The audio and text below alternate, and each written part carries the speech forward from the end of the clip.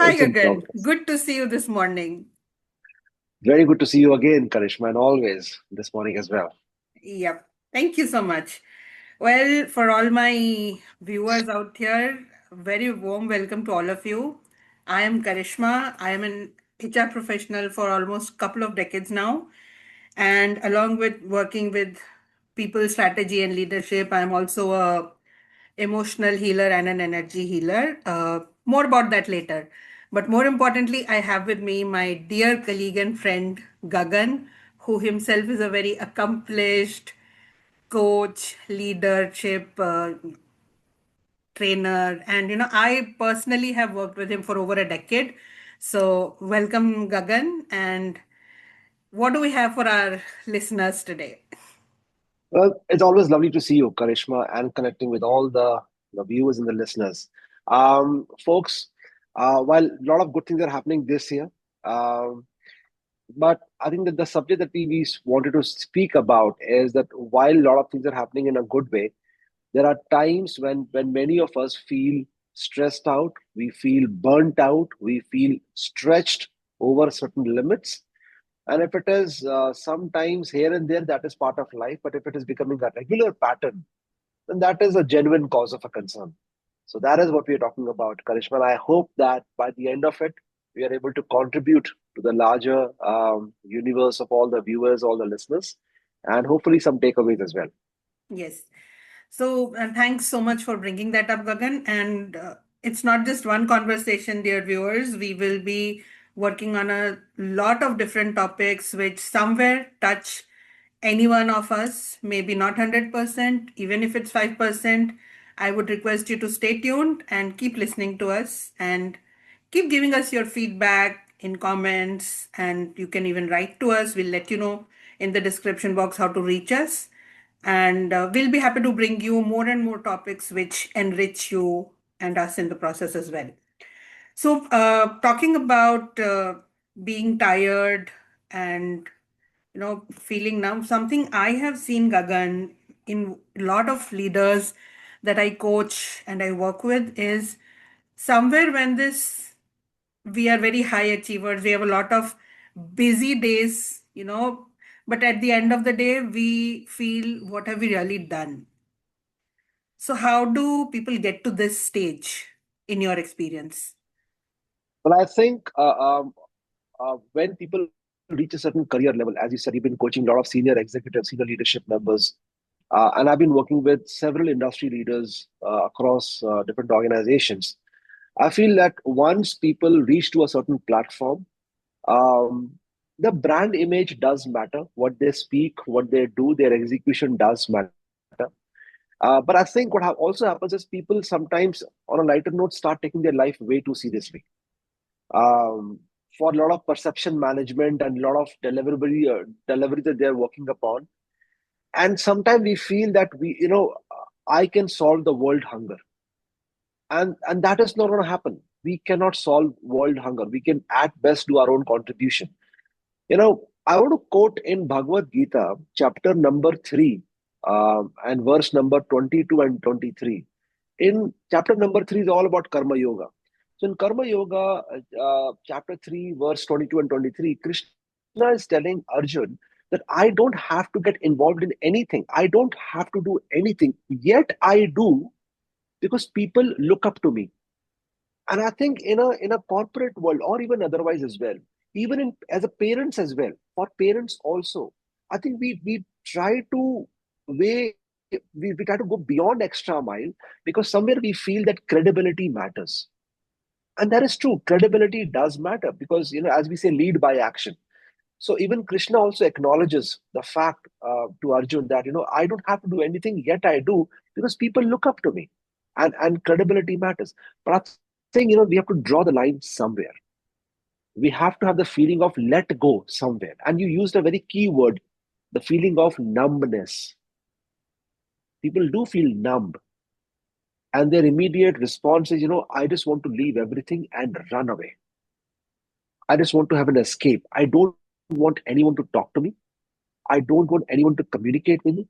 And that is a position where we don't want to reach. And so, yes, you rightly said, as parents or as senior leaders, people who are in responsible positions, yeah, we get those experiences. True. For people who don't know Gagan very well, he's also a very eminent spiritual coach. And like we just saw, a lot of spiritual insights will also come into our conversation. So, be ready to imbibe that as well. Uh, moving on to the next point, Gagan, another thing I have experienced is, especially in the high flying leaders who are always busy taking decisions, who are always on the go. Something I've experienced is slow burnout. They might be externally very good, busy, looking fit and fine, but somewhere they just feel blacked out, that they're not able to connect with themselves. They really don't know what's happening, why they're doing what they're doing beyond a point. So, like you rightly said, point of letting go is important, but some of the other signals that you might have seen, and instances you might have seen, it would be great if you could share with our viewers. You know, um, I was doing a leadership program in one of the automobile organization, and this gentleman, he was the head of the quality, and he is from Tamil Nadu. So he said that, Gagan, we have a quote in Tamil. No, I do not remember the quote because I don't speak the language, but he did give us a translation in English. He said, "A baby craves for milk, a man craves for appreciation." Now, I think, the dilemma or the dharm sankat, the dilemma is that while we crave for appreciation and we crave for acknowledgement of the good work that we are doing, or some kind of a signal, um, we constant continuously looking for that is something which has to be very well thought through. For example, in the very beginning of Bhagavad Gita, in chapter number 2, verse number 54, which is a summary of Gita, in chapter 2, Arjun is asking Krishna in verse 54 that, Krishna, you've been talking about this guy with a very stable mind, calm and composed, does not feel happy when good things happen, does not feel sad when bad things happen, always live in a moment and takes one step at a time, don't overthink and don't overdo. So Arjun is asking to Krishna in curiosity, that, Krishna, what kind of man, how does this man look like? What does this man eat? How does this man sleep? How does this man walk? So what are those indicators? Like in a corporate world, we say KPIs, performance indicators. So what are the indicators? How do I know that he's a stable person? And to that is the answer that Krishna is giving in slok number 55 to Arjun. But I think the point over here is that while acknowledgement and appreciation is good, we all crave for that. We are humans after all. But that should not be the North Star.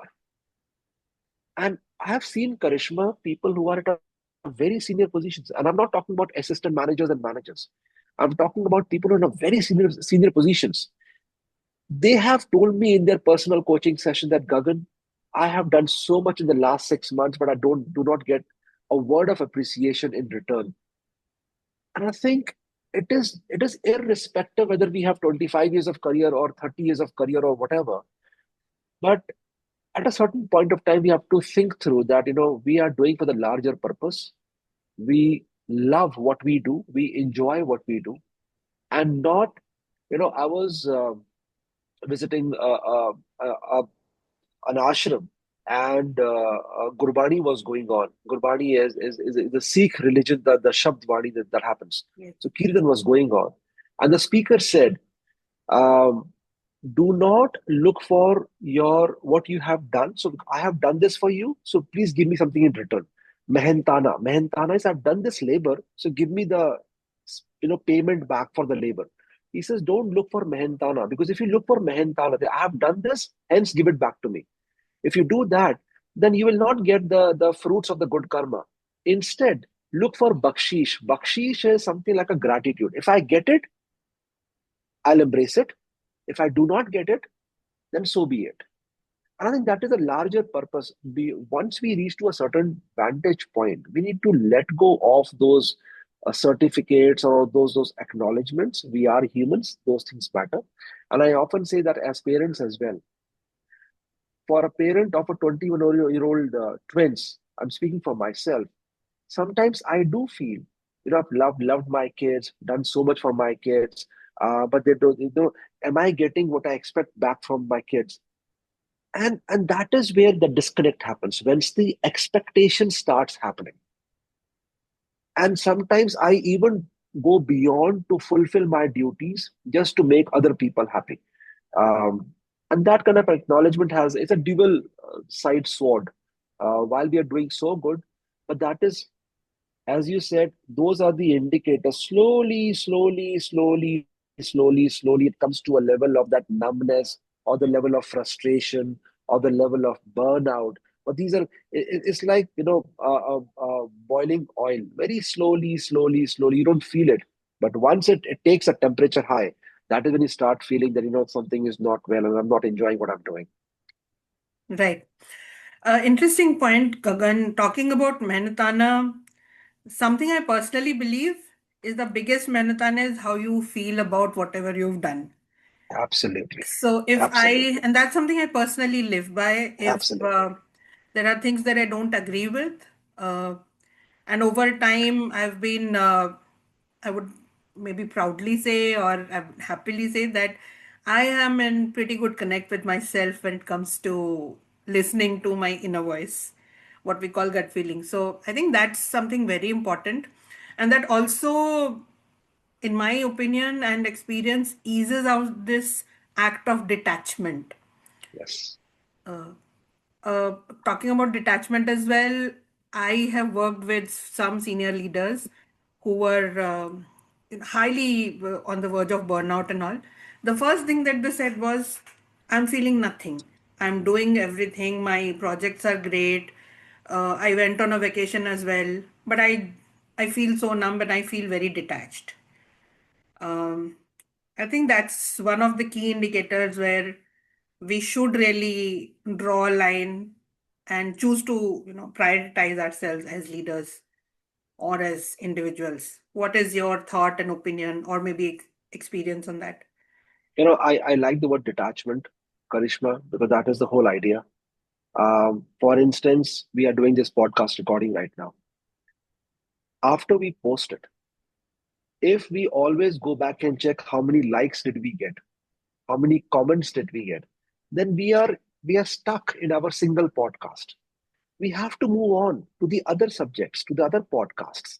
So that cannot be the indicator. So that is what the detachment is all about.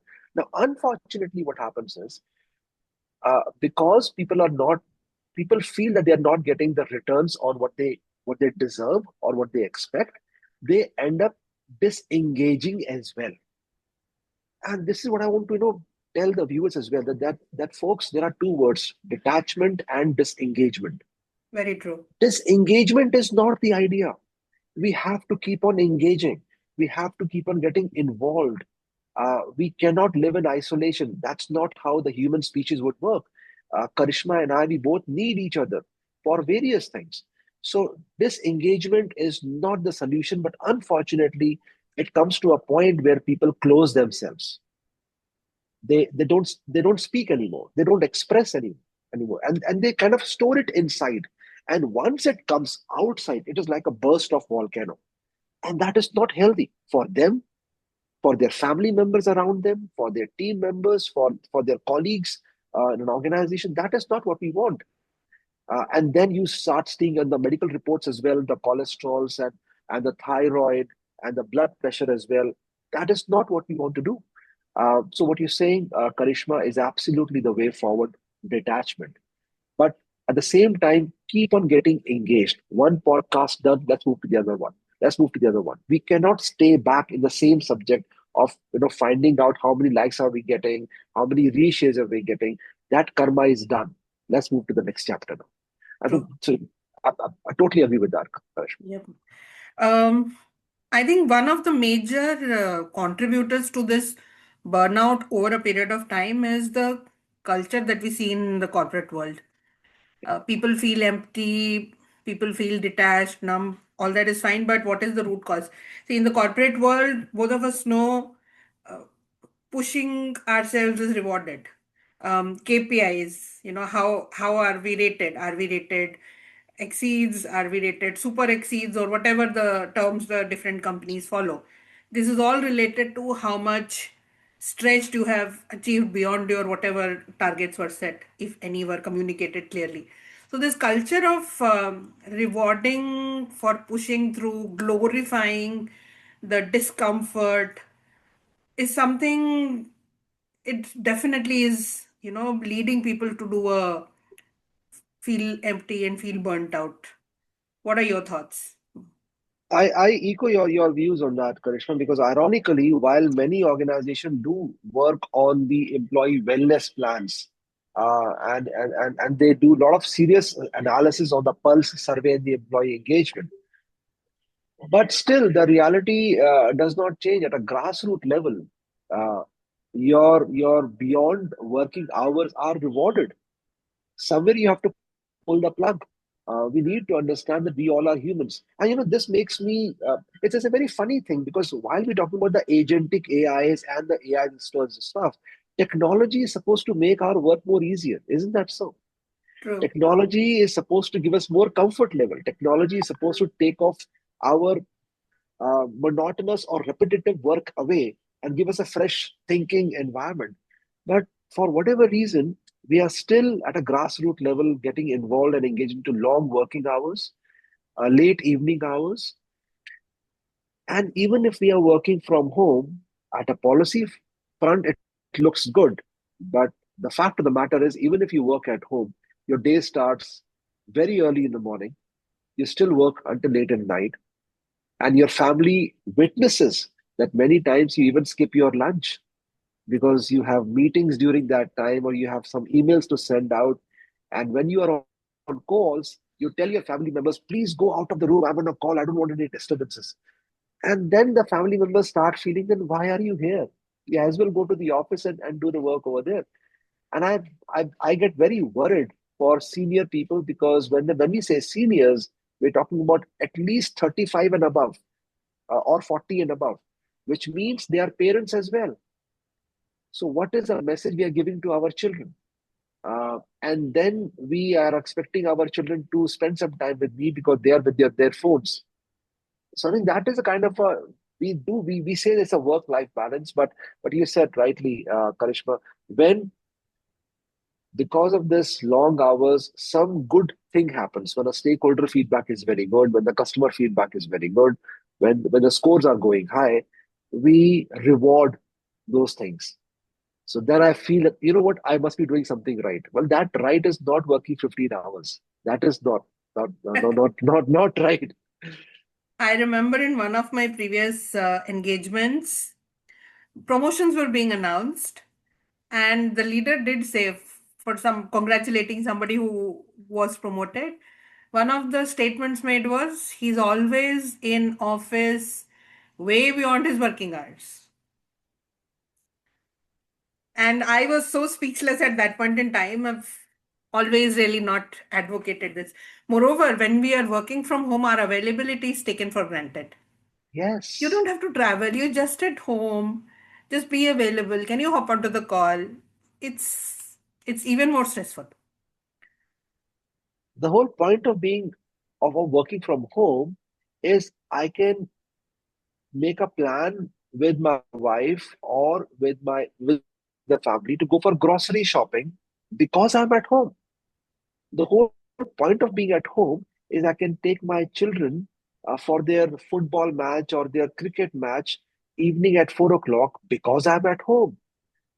So, ironically, when we are at home, we are supposed to be active on our chat applications and True. email applications and on the phone as well. Um, and I think somewhere the study also was that um, during COVID days, people ended up working longer hours than they were working. in the office. So yeah, it doesn't really fulfill the piece. True. So, that said, burnout also affects people in different ways, in different experiences. Have you ever seen that because of burnout, somebody, it's not it's not really about work anymore, it becomes about self identity. People Yes, start doubting, what am I doing, why am I doing, and who I really am. yes, and that is perhaps why after 40s or late 30s people start thinking, what am I trying to do, and what is it that I want to do. Uh, and that is where I tell people, you start give time to yourself. Now, it does not mean that the answer to a burnout is not to go on a yoga retreat. That is not the answer, because when you come back, you're coming back to the same environment and ecosystem. The idea, and this is kind of a, if I may use the word solutioning, that I advise people upon, is that at least 2 days in a week, Saturday and Sunday, if not on weekdays, morning between 5:30 a.m. and 6:30 a.m., do a barefoot walk on a grass for half an hour.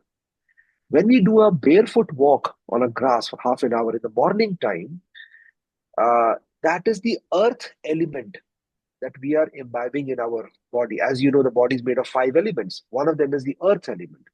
The second piece that I often tell people is that every half an hour, take at least one or two small sip of water. You don't have to drink. It's not about drinking water, and you're not thirsty.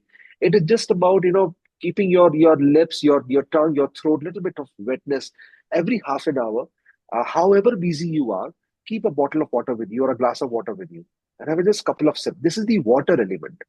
The third piece that I tell people is that if you can, on a daily basis or whenever you can do in a week, at least 3 to 4 times, sit down on the floor, preferably in a park or in a garden. We can have the natural, earth element. But if not, if you're even at home, sit down on the floor with like a cloth under you and play some soft instrumental music for about 10 to 15 minutes. And whatever thoughts are coming in your mind, let the thoughts come. This is not about meditation. Whatever thoughts are coming in your mind, don't struggle with your thoughts. Just keep breathing for 10 to 15 minutes. Now, this is the air element. You're just sitting and just breathing. And I'm not saying deep breathing, alone, below. I'm not saying that. Just simple breathing. That's the way you do it. The fourth thing is, if you can light up a candle or a diya in front of you at about 1 feet or a 2 feet distance. Just watch the flame for about 5 minutes, maximum 5 minutes, not more than that, 3 to 5 minutes. And you Does the can flame blink. need to be at some level, Yes, like at the eye same level same or? same eye level. Yeah, same eye level, and keep blinking. Don't stare. This is not a competition. Don't stare at the flame. Keep blinking. True. Hmm. But the idea is that have that contact with fire. This is the fire element. And the fifth one, the last one, is once in a week, go out of the house, either alone or with friends or with families. Just go out of the house. Only condition is you are not eating outside, you are not watching a movie, and you are not doing any shopping. So you are not going with an agenda. There is no agenda in hand. No shopping, no eating, no watching movies. Just simply go out for about an hour or so once in a week. This is the space element. And for these things, you don't have to go to a yoga retreat. And True. I tell people that all it requires, and I also warn people that, folks, after 3 weeks, you will be tested. Your patience will be tested. It is like going to a gym, to a fitness center. In 2 weeks, you don't see the difference. But if you keep going to the fitness center for 3 months or for 4 months, then your body starts responding. Just like that, if you practice this for about 6 weeks, by sixth week, you'll start feeling the difference inside you. You're more calmer, you're more composed, you're thinking more mindfully. And yes, naturally, you are, uh, you're not, you're still engaging, but you're letting go. Uh, you're more with yourself. and you're more comfortable and more relaxed. So True. that is something that I tell people as well. Awesome. Also, Gagan, one very important fact we cannot forget is burnout affects different people differently, especially our women viewers, colleagues, etc. For them, it's a completely different ballgame altogether, Yeah. and the age that we are talking about, it's a whole different set of issues to, deal with. Uh, what has been your experience, or if you would be comfortable, some people you've worked with, what have you advised? Your thoughts, please. Karishma, many of my clients who I coach at a middle management level or senior management level, or even otherwise as well, has been ladies. And very high regards for the ladies because some of them, I have seen them in tears during my coaching sessions. And while I feel that they trust me, and that is why they are trying to let go, and they are showing their, if I may use the word, vulnerable side, and not putting a mask or putting a shield. Uh, while I feel happy for that, on the other side, I also feel that this lady who is just my client, I don't know her otherwise. If she is coming down on tears in front of a stranger, it is very difficult to imagine what is going inside her. It is so full. It is so full that it is just coming out in front of a stranger. So it is beyond imagination for me to understand and acknowledge that what she must be going through.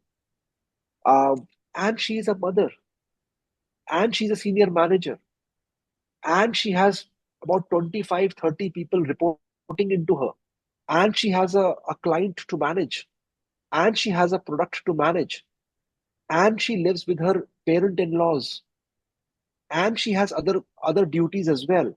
Because for some reason, when a lady comes back from office, by default, see, however we call it, but by default, the expectation is she will cook something. By default. By default, the expectation is on Saturday morning or a Sunday morning when she wakes up, she will make breakfast. Was she not working all 5 days? Was she not working until 10:30, 11 in the night? Then why is it that she does not deserve to wake up by 9 o'clock on a Sunday morning? Why does she True. have to wake up by 6 o'clock on a Sunday morning and prepare breakfast? So I think you're right, Karishma. While we talk about burnouts and those elements, we it is a crime to not talk about what ladies go through. And that's a very different picture altogether. So I often tell the ladies who at least I connect with, who are my clients, that please remember your biggest stakeholder in life is you yourself. Because while you are here to help a lot of people, the question is how many of us are coming to help you? While you understand intuitively what other people expect from you, your children, your husband, your brother, your parents, your in-laws, how many of other people intuitively know what you are expecting? True. So at the end of the day, it's a very poor statement to make, Karishma, but let me do that. In a railway journey, usually the announcement is यात्री अपने सामान का ध्यान खुद रखें. Look after your own bags. Similarly, I tell the ladies that please, please, please remember, no help is coming from the outside.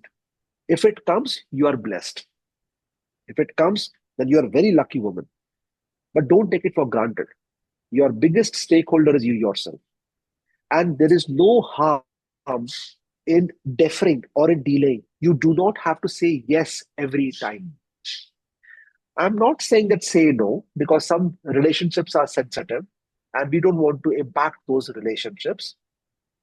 But you can at least say, I will come back to it. Or I'm doing something right now, then I will take care of it. And you will take care of it. You do not have to jump into other people's expectation tasks because when that happens, then you are putting your own priorities in the back seat. Absolutely. Unfortunately, women are also conditioned to, you know, attach their self-worth to external validation. Yes, So I think that's also a lot of work that needs to be done internally. true. Of course, it's a separate Yeah, discussion altogether, but I think that's an important contributor to this way the ladies feel differently. And the need to be perfect. I have to be a perfect wife, a perfect mother, perfect daughter, perfect sister. yeah, yeah. So that's very this thing. So, how do you then feel we should advise our viewers, especially maybe ladies, to differentiate awakening, any sort of awakening, from burnout? Um, Two things. One is what I just mentioned about the five elements practice that everybody can do. But for the women, especially for the women, I would say, if you can, once in 2 months or once in 3 months, have your travel plans. Go travel, go on a vacation, and or at least meet your friends once in 2 weeks. Have your own social time. Um, See what you like doing. For example, do you like reading books? Do you like listening to music? Do you love to go to the fitness center? Um, the whole idea is, you know, you go on a date with yourself. Give yourself some time. Do what you like to do. Karishma, for that matter, you do painting. And for the viewers, by the way, Karishma is an amazing artist. She's an amazing artist, and she has done a lot of exhibitions of her You're just saying paintings. right. So maybe in one of the podcasts, you must show people, your lovely work. So I will. ju- just like that, find what makes you happy, not satisfied, but what makes you happy, and delve into that. You like singing, do singing. Make your own channel. Somewhere you till that until the time you give your time to yourself is going to be very very difficult. And the word awakening that Karishma you use, awakening is all about finding out what you like, what you love, and doing it unapologetically, Very important. unapologetically, unapologetically doing what you love to do, what you want to do. And yeah, just do that. Something that has worked for me is don't know, I won't call it awakening or not, but something that has scared me. I Mhm. have made it a point to take that up. It has been difficult in the beginning. Like, I took a break in between, um, and thought I'll just concentrate on my painting, therapy. So it did sound scary at that point in time. What will happen to the salary? Where will I get the earning from and all that? But I still took it up. Good 3, 4 months of break. And then I really found the awakening that the kind of work that I want to do is really into wellness and working with people, not just typical the routine HR related work. Then I specialized into working with uh, leadership wellness, working with the mental wellness at workplace, etc. Those kind of things. So I think that is something people should have the courage to take up for what they really feel called to. Yeah, yeah. Not abandoning ambition, but redefining it in a way is what would be somebody's personal choice. I think that has really worked for me. Yep. And you still do painting, you still do healing, and you're a very successful HR leader. So I think we don't have to disconnect ourselves from our day job or a salary job. We can still pursue what we love to do and Absolutely. what we want to do. Yes, Absolutely. absolutely. Great. Um, how do how have you seen people evolve through these burnout phases, Gagan? And any practices which you think we should sustain on a more daily basis to maybe if I call it micro heal ourselves so that things don't accumulate and we don't burn out again. So Karishma, I in my coaching with the lot of senior executives or otherwise as well, I use Gallup Clifton Strengths as a tool for my coachings. And Gallup tells that there are certain talents that we all have, essentially our traits, the way we behave. If we are conscious of that, we can get a lot of advantage. But if we are not conscious, the same thing may backfire to me. In my several experiences of coaching senior leaders, I try to educate them on the flip side that if you don't use your strengths wisely, the same thing may backfire on you and probably give you more stress. But sometimes people say that, Gagan, I realized it. I was checking my own behavioral pattern and I realized it that it is while I love to do certain things, if I overdo it, kind of backfires on me, or if I underdo it, it does not play well with me. So I think it's more about self observation. For example, if we talk about the emotional intelligence, there are four layers coming from top to the down. It is relationship management, social awareness, self management, and self awareness. So if you look at from the bottom to the top, the very first one is self awareness. So I think the observation of our own self, uh, and if you can read your own patterns, then you know where to draw the line. Uh, and when I see people who have done that work, they have really come out very well. They are refreshed. They know what they are doing. They are in control. Every day is not the same. So, yes, the fluctuations can go up and down. There are difficulties. In the words of Gaur Gopal Das from ISKCON, he says, जिंदगी है साहब दर्द तो होगा मरने के बाद तो जलने का पता भी नहीं चलता. So till the Absolutely. time we are alive, difficulties are there. But people who have figured it out are the people who have observed themselves, their own patterns, and they know, when should I stop and when should I take a pause and not go beyond that. Because while my intentions are good, the return on that is not very healthy. So self-awareness is very, very important. Very true. One of the things I ask or give as a journaling prompt to all my leaders or people I'm coaching is listen to your life, see which part is asking to evolve, not escape. So I think that's key. So I know this discussion can go on and on and on, but for Absolutely. today, we would like to close it here. Yes. And just to summarize whatever we talked about, I think getting into burn phase where you feel burnout, before that, as soon as you start feeling something is off, talk about it. Audio viewers, talk about what you're feeling, have a support system, be confident, take time out. And I think these, on an ongoing basis, these practices should be helpful in dealing with burnout on a more uh, consistent basis until you don't wait until you reach the pinnacle of Yes. being feeling burnt out and disconnected.